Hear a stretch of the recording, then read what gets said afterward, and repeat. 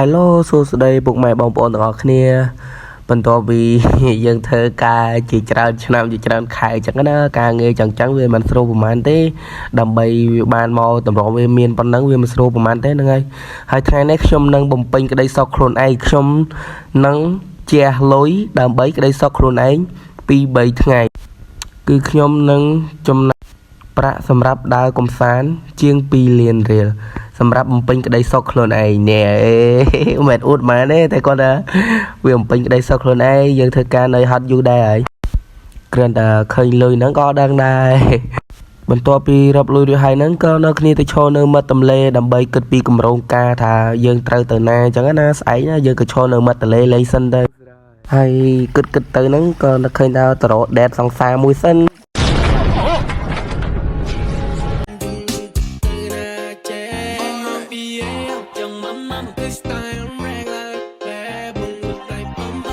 បន្ទាប់ពីដេតហើយនៅក៏ឈានជើងមកចូលដល់ខេត្តនោះក៏ឆ្លៀតចូលទៅមើលកន្លែង concert គេបន្តិចមើលទៅអារម្មណ៍ថាសប្បាយដែរចូលទៅគិតបានទិញអីទេមានតែបាយឆាមីឆាហើយនឹងពោក្រួចហើយនឹងស្លាប់កន្លុកតិចតួចនេះទិញយកមកញ៉ាំ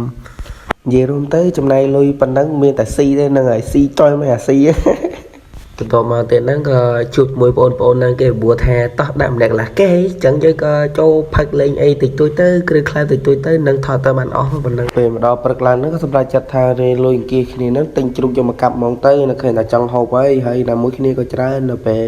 មានអីបដ ாய் អាពូនវាដុតវាថាវាចេះចេះនៅពេលឥឡូវចុងក្រោយម៉ែខ្លោចអស់លេងមានអីស៊ីទៀត